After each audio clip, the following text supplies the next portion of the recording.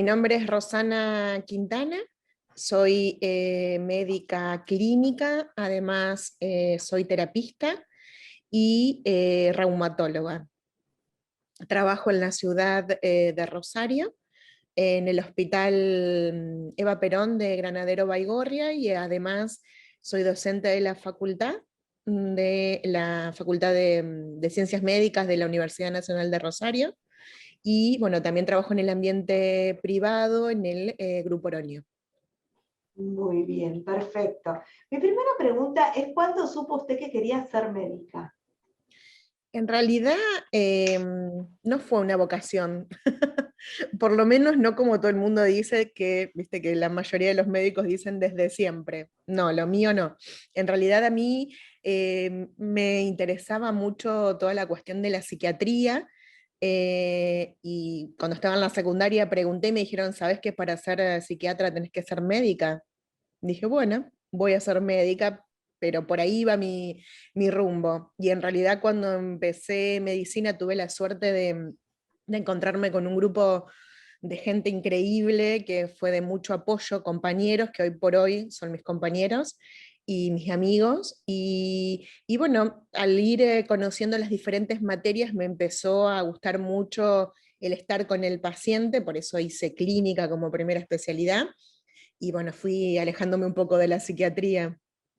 Y, y bueno, y después en el lugar donde yo me formé, que es en el hospital que te contaba Eva Perón, también me gustaba mucho la medicina crítica, entonces después hice terapia intensiva. Y después las cosas de la vida hizo que empezara a trabajar con un reumatólogo que se llama Bernardo Poncestel, acá en Rosario, que es muy reconocido y bueno, me empezó a gustar reumato porque reumato también es muy clínica y bueno, después hice la especialidad de reumato y así fue que llegué a trabajar con la comunidad COM que hay acá en la ciudad de Rosario. Muy bien. Bueno, sabemos que junto con la antropóloga Marcela Baldata realizaron esta tarea de recorrer los llamados barrios Tobas y que realizaron una encuesta para hallar a los pacientes. ¿En qué constaba esa encuesta y qué encontraron? Bueno, en realidad hace más de 10 años que yo formo parte de un grupo que se llama GLADERPO, que significa Grupo Latinoamericano de Estudio de Enfermedades Reumáticas en Pueblos Originarios, que lo lidera una médica que además es antropóloga, que es colombiana de origen, pero que vive en México hace muchos años, que se llama Ingrid Ballesta, Peláez Ballesta, y este médico que te cuento que se llama Bernardo Poncestel, que es de la ciudad de Rosario. Eh, Como médico siempre tuvimos la sensación que a este grupo de gente como los de la comunidad Toba o COM, que viven en Rosario, que era la experiencia que nosotros teníamos localmente, les iba peor en ciertas enfermedades, como estas enfermedades autoinmunes, dentro de ellas la artritis reumatoidea. Entonces, a pesar de esa, digamos, a partir de esa percepción que nosotros teníamos, es que se pensó este estudio, que es con una metodología que se llama COPCOR, es un estudio que se llevó a cabo en muchos países de bajos recursos, es una forma, entre comillas, barata de poder acceder a través de un trabajo de campo a entrevistas muy sencillas que se utilizan como tamizaje para ver si las personas pueden o no tener alguna enfermedad reumática o, digamos, de los huesos. Este grupo que te cuento de investigadores llevó a cabo esta investigación en Argentina, en Venezuela, en México, después se sumó Colombia, y en varias poblaciones originarias. Nosotros acá en la Argentina trabajamos con la comunidad COM de Rosario, con la comunidad COM de, Roques, de Presencia Roque Sáenz Peña en Chaco y con la comunidad Huichi en Salta. Este proyecto era muy ambicioso, es muy ambicioso porque tenía, digamos, toda la parte clínica de la identificación de las personas que pudieran estar enfermas, pero además una parte antropológica, como ella también de origen, es antropóloga, era entender cómo entendían los pacientes la enfermedad, qué proceso hacían para la búsqueda de ayuda, digamos, qué significados tenían ellos del proceso salud-enfermedad, y ahí fue que se suma al grupo la antropóloga Marcela Baldata y todo su grupo. Ella trabaja también en la Facultad de Humanidades de acá de la ciudad de Rosario. Así que bueno, desde ese momento empezamos a trabajar juntos. Y nosotros trabajamos acá en Rosario en tres grandes barrios que hay donde se ubica la población COM, y habitualmente la prevalencia, digamos, de la enfermedad de artritis reumatoidea en la población general es de 0,5 a 1%. Nosotros encontramos más del 2%, o sea, más del doble de prevalencia. Y bueno, lo que veíamos, obviamente, es que la enfermedad era mucho más agresiva que comparándola, digamos, con la población general, y además algo que siempre nos llamaba la atención es que los pacientes tenían mucha afectación pulmonar. Una de las teorías de las cuales siempre para estas enfermedades hay una predisposición genética, pero siempre hay algo del ambiente que te puede desencadenar la enfermedad. Y una de las teorías es la inflamación de los pulmones, que por ahí podría despertarse, entre comillas, la enfermedad. Y lo que tienen en común estas comunidades, tanto la comunidad Wichi como la comunidad Com, es la relación con el fuego. O sea, ellos tienen una relación como muy directa con el fuego, más allá de utilizarlo como medio, digamos, para hacer sus comidas, sino también que tiene que ver con esto de calefaccionar el ambiente, y siempre esa relación de sentarse alrededor del fuego para las reuniones, las cuestiones familiares, y, digamos, inhalar el humo del fuego puede ser uno de los desencadenantes por los cuales los pacientes de esta comunidad tienen más predisposición al desarrollo de la artritis reumatoidea. Así que bueno, como te cuento, desde hace 10 años venimos trabajando en Rosario, hicimos varios talleres para la comunidad con la gente, digamos, de antropología, talleres para entender la artritis, ayudarlos a hacer el certificado único de discapacidad para que puedan acceder a los beneficios por el tema de su patología. Hicimos talleres también de actividad física, de alimentación, siempre tratando de incorporar a la comunidad dentro de la toma de decisiones y de la participación dentro del grupo. Trabajamos en unos folletos de distribución que estaban tanto en com como en castellano. Y una de las cosas que vimos es que los pacientes eran bastante erráticos con el tratamiento, o sea, que les costaba adherir al tratamiento. Entonces ahí fue que yo empecé a ir a trabajar, eh, digamos, al barrio una vez por mes, hacer el seguimiento un poco más de cerca a los pacientes, porque obviamente, imagínate que digamos, la consulta especializada no está en el primer nivel de atención, sino que ellos tienen que viajar hasta el centro a ver al especialista. El hecho de que la mayoría tienen discapacidades motoras, o sea que no se pueden subir a un cole fácilmente, eh, entonces la idea de poder acercar el especialista al barrio hizo que la gente se sumara mejor al tema de la adherencia a los tratamientos.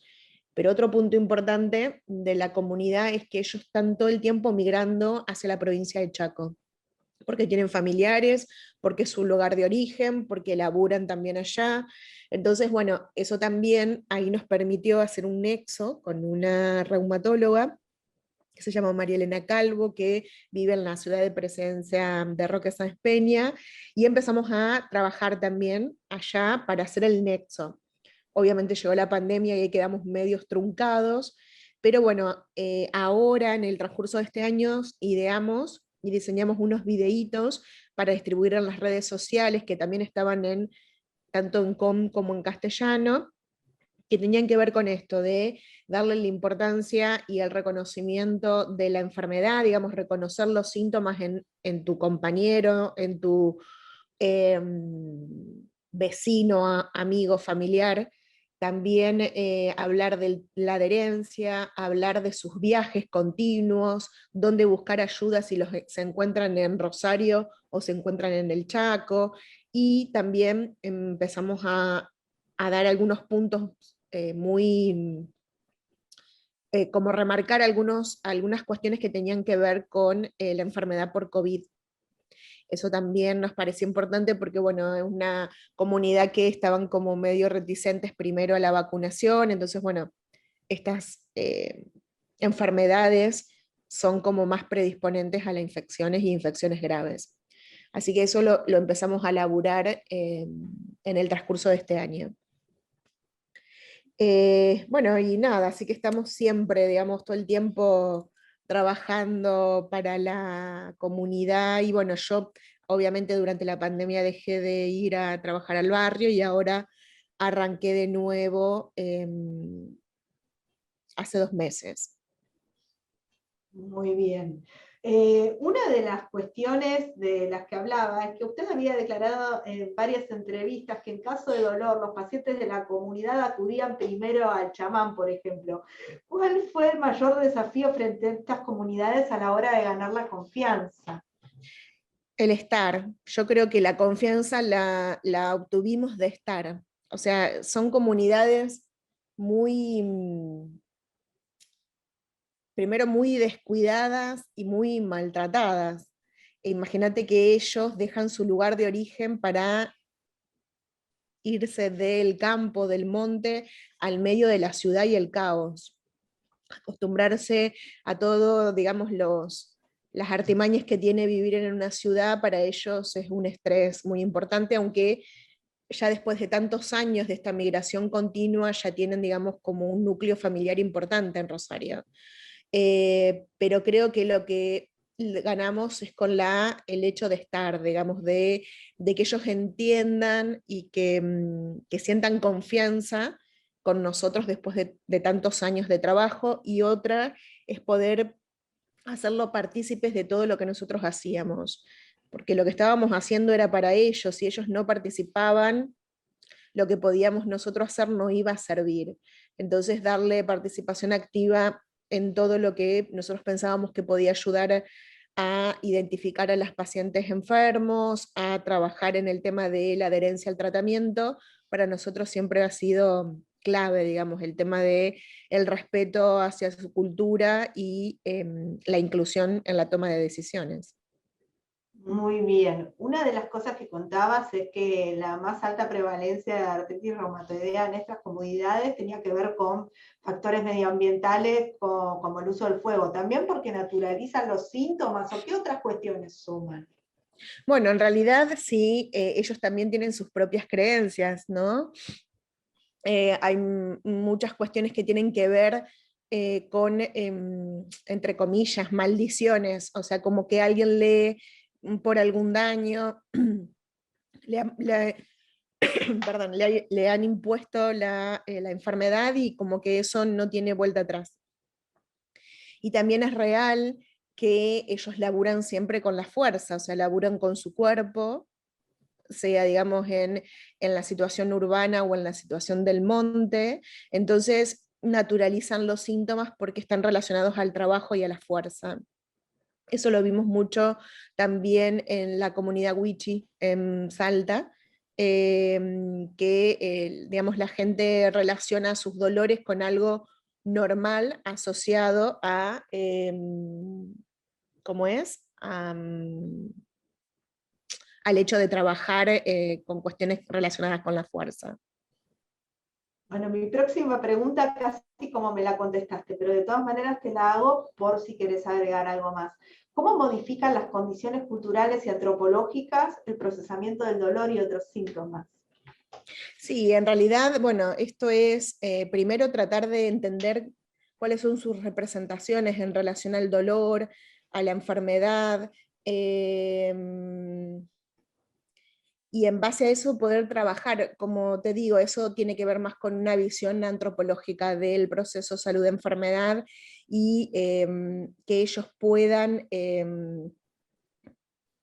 sentirse cómodos en el proceso, y que nosotros podamos adecuarnos. Una de las cosas que hemos tratado también es de poder darles herramientas para que ellos a partir de su propia medicina, o sea, la medicina tradicional en relación a los yuyos, a té, a ungüentos que se puedan poner localmente, les puedan ayudar a calmar el dolor. Pero también acá ellos tienen que entender de que para frenar la enfermedad es otra cosa la que se debe de sumar además de su medicina tradicional. Y bueno, los talleres, esto que te digo de participación comunitaria, también creo que nos ayudó mucho a visibilizar, que ellos puedan entender de qué se trata, que no es una enfermedad que se contagia, que es una enfermedad que puede afectar a cualquiera y que sobre todo lo limita en lo que ellos hacen, que es la utilización de su cuerpo para todo, digamos, para andar, para trabajar, para relacionarse. Entonces, creo que eso es un punto importante en el que hemos trabajado y seguimos trabajando, obviamente. Muy bien, bueno, hablando un poco, retomando este tema, me imagino que el gran desafío es el de la adherencia. ¿En qué consta el tratamiento y cómo garantizan ustedes que se cumpla? Bueno, el tratamiento la mayoría de las veces son pastillas, son tratamientos crónicos, obviamente, que al comienzo a lo mejor son muchas cantidades de pastillas, porque hay tratamientos que son para calmar el dolor y tratamientos que son más de fondo, que tratan de frenar la inflamación y frenar, digamos, la evolución de la enfermedad. Entonces, como que hay un tratamiento que es base y otro tratamiento que se puede ir modificando. Lo importante es que existen tratamientos y cada vez hay más disponibilidad de tratamientos, pero bueno, en esta comunidad en particular uno tiene que ser bastante cauto porque la mayoría de los tratamientos son los que se llaman inmunosupresores, que alteran las defensas y que pueden predisponer a procesos infecciosos. Y ellos lamentablemente tienen muchísima incidencia de tuberculosis. Entonces es algo que uno tiene que siempre estar sumamente atento para evitar sumarle, obviamente, alguna complicación con el afán de tratarle la artritis.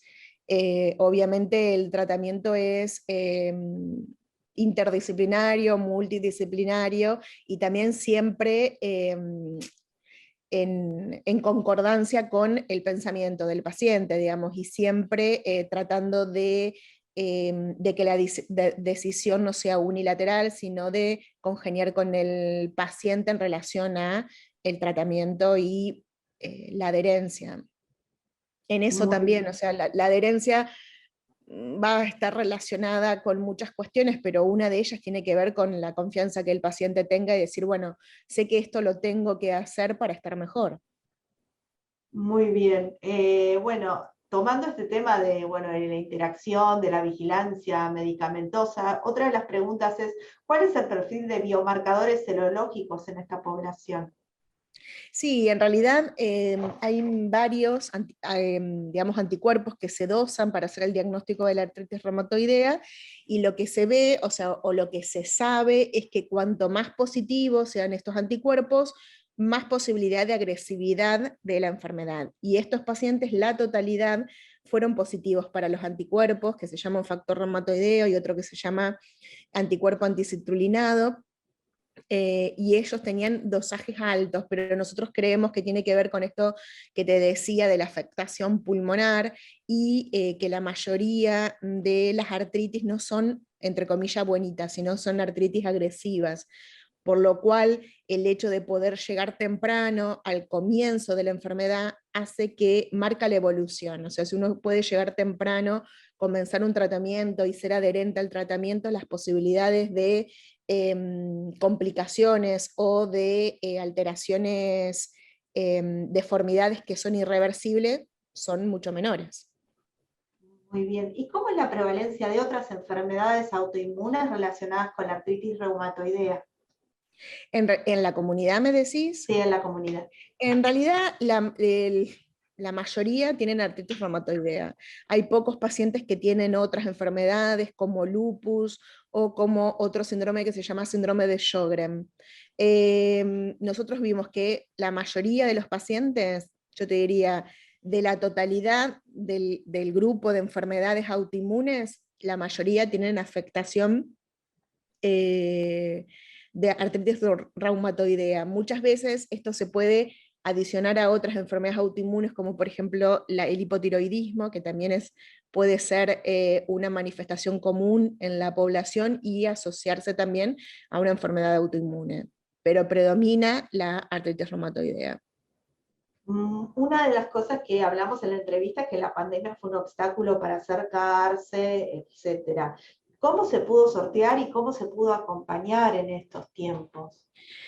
Bueno, fue sumamente complejo, primero porque imagínate que durante la pandemia se masificó todo lo que tiene que ver con la virtualidad. Esta gente obviamente tiene poco acceso a la virtualidad, primero porque no tiene acceso a las redes, segundo porque tampoco están acostumbrados, y tercero porque tampoco tienen la cuestión de los teléfonos más tecnológicos donde pueden tener aplicaciones. Eh, Durante digamos, el momento donde estábamos todos aislados, era a través del teléfono. Muchísimos pacientes abandonaron el tratamiento, como le pasó a todos aquellos que tenían una patología crónica, porque el sistema de salud lamentablemente estaba puesto su ojo en el COVID. Entonces, le pasó a todo, independientemente de dónde vivieras, si tenías una patología crónica, quedabas como al margen. De a poco que se fueron acomodando la situación epidemiológica, se fue tratando de volver a rastrear a estas personas con enfermedades crónicas, sobre todo porque eran una diana importante para la vacunación. Entonces ahí también se empezó a intentar rastrear a los pacientes para que puedan vacunarse. Hoy por hoy la mayoría están volviendo de a poco a sus tratamientos, muchos seguían con el tratamiento porque nosotros le alcanzábamos la medicación o se las dejábamos en algún lado para que no se quedaran sin. Y bueno, también obviamente al cortarse los viajes con el Chaco, eso también posibilitó que pudieran seguir en un mismo lugar adheriendo al tratamiento. Todavía yo no te puedo decir lo que causó la pandemia, yo creo que de a poco nos vamos a ir dando cuenta, digamos, el impacto que generó en estas patologías. Muchísimos de mis pacientes fallecieron a causa del COVID, pocos en Rosario, pero muchos en el Chaco. Pero todavía no tengo la real magnitud. Sí, este intento que nosotros hicimos de utilización de las redes sociales no nos fue bien, pero yo creo que no nos fue bien por todo lo que te cuento, porque no están acostumbrados y porque tienen poco acceso al tema de las redes sociales. Eh, Así que bueno, la idea es, ojalá que el año que viene podamos volver a hacer los talleres presenciales y podamos volver a El Chaco a continuar con lo que estábamos haciendo de conexión de las dos provincias. Muy bien. En cuanto a cuando se pudo acompañar y se pudo ver a los pacientes cara a cara, ¿recuerda anécdotas específicas con alguno de los pacientes o a la hora de tratarlos? Bueno, los pacientes hablan poco, son muy introvertidos, digamos, como que hablan lo justo y necesario.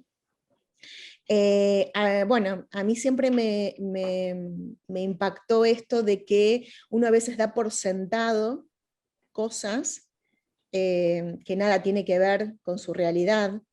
Primero, la forma en la que hablamos, nosotros hablamos muy rápido y ellos te miran, nunca te van a decir no te entiendo. Eh, y después, que bueno, ellos tienen sus tiempos. La comunidad Wichi, por ejemplo, a mí me impactó que ellos estaban sentaditos en la sala de espera y si vos no te acercabas a preguntarle qué estaban buscando o qué estaban esperando, no te decían nada, esperaban ahí. Y son muy pacíficos, muy pacíficos.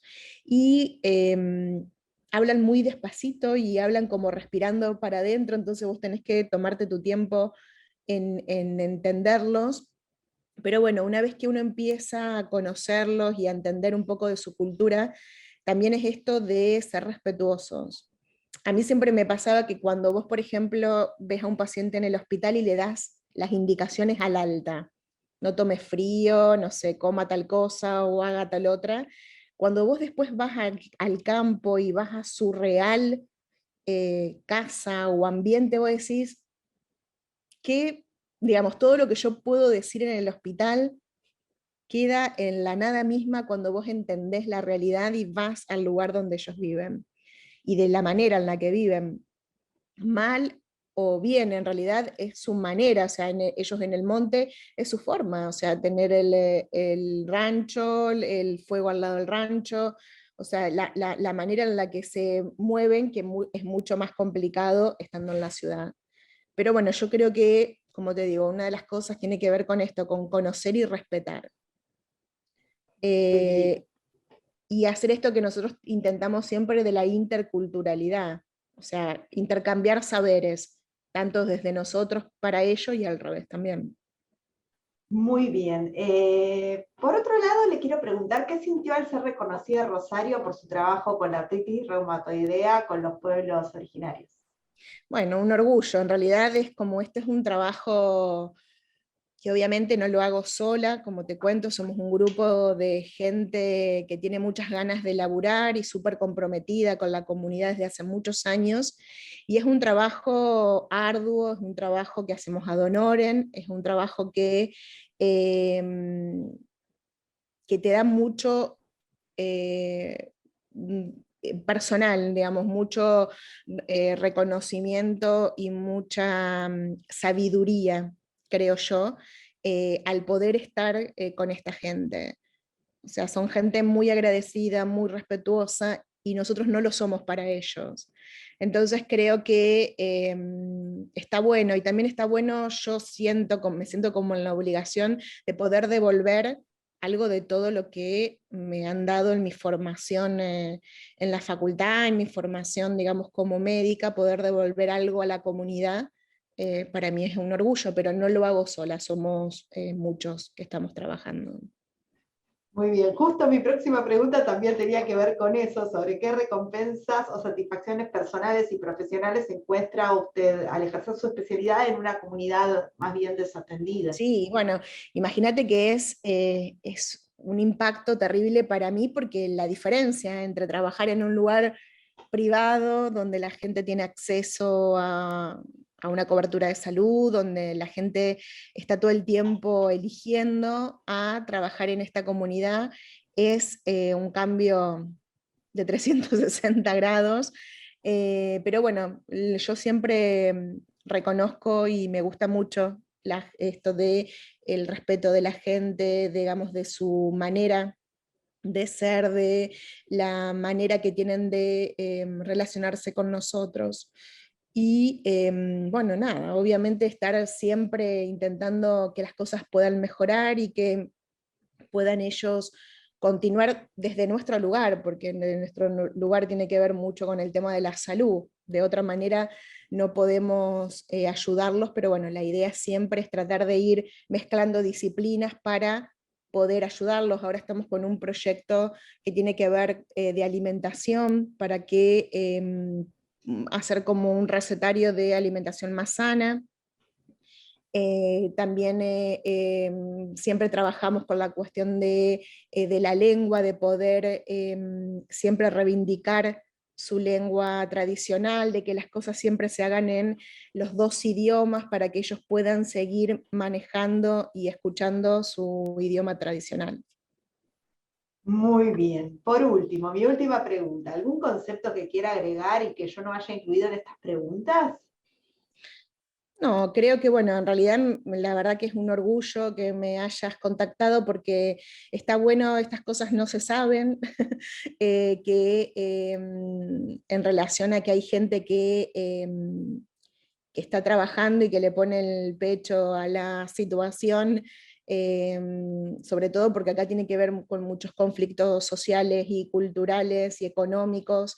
Y bueno, que hay gente que todavía tiene muchas ganas que se hagan cosas, que las cosas funcionen y que sea siempre en pro de la comunidad y sobre todo para estas poblaciones más vulnerables.